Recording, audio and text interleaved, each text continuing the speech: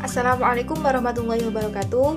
Hai, saya Ana Nur Fadilat dengan NIM 877317496 Pokjar Nganjuk Masrib. Pada video praktikum IPA kali ini, saya akan melakukan praktikum yang berjudul Struktur Sistem Pencernaan Manusia. Praktikum ini bertujuan untuk mengenal dan memahami bagian-bagian organ penyusun sistem pencernaan manusia, serta fungsi masing-masing organ dalam proses pencernaan makanan. Dengan mempelajari struktur sistem pencernaan, kita dapat mengetahui bagaimana makanan yang kita konsumsi diolah hingga zat gizinya dapat diserap oleh tubuh. Melalui kegiatan praktikum ini, diharapkan pemahaman tentang sistem pencernaan manusia menjadi lebih jelas dan mudah dipahami. Untuk selanjutnya, mari kita simak video berikut ini.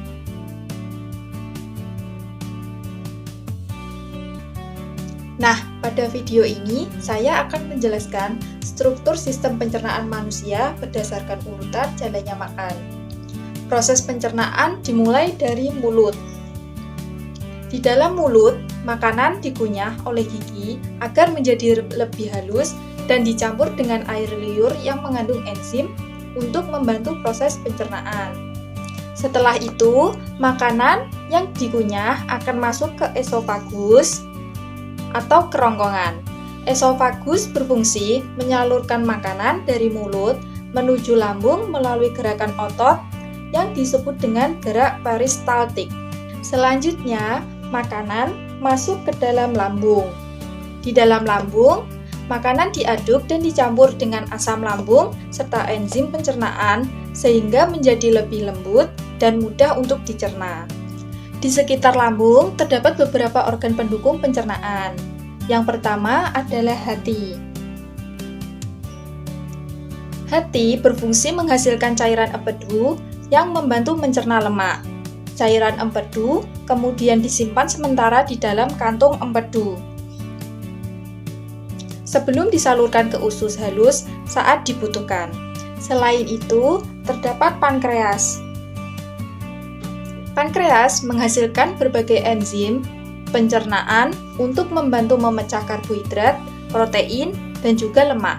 Setelah dari lambung, makanan menuju usus halus.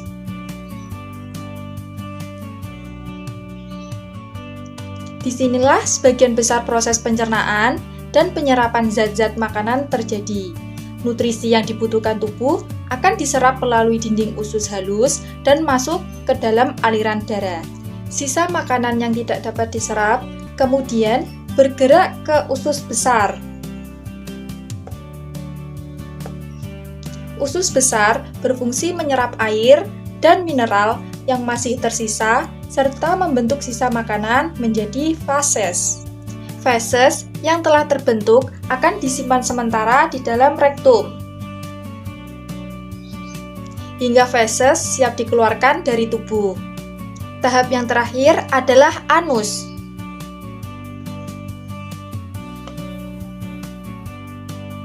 Yaitu saluran tempat keluarnya fases dari tubuh melalui proses yang disebut defekasi atau buang air besar. Demikian penjelasan mengenai struktur sistem pencernaan manusia beserta fungsi dari setiap organ yang terlibat dalam proses pencernaan makanan.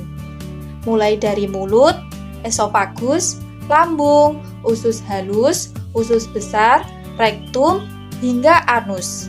Semuanya bekerja secara berurutan dan saling mendukung agar makanan yang kita konsumsi dapat diolah menjadi zat gizi yang bermanfaat bagi tubuh.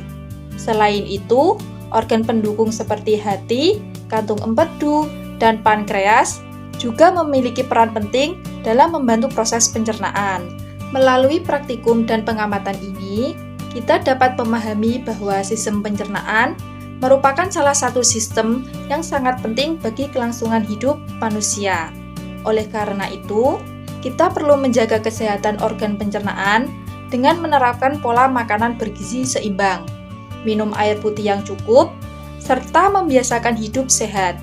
Semoga video ini dapat menambah wawasan dan pemahaman kita tentang sistem pencernaan manusia. Terima kasih atas perhatiannya. Sampai jumpa pada kegiatan pembelajaran dan praktikum selanjutnya.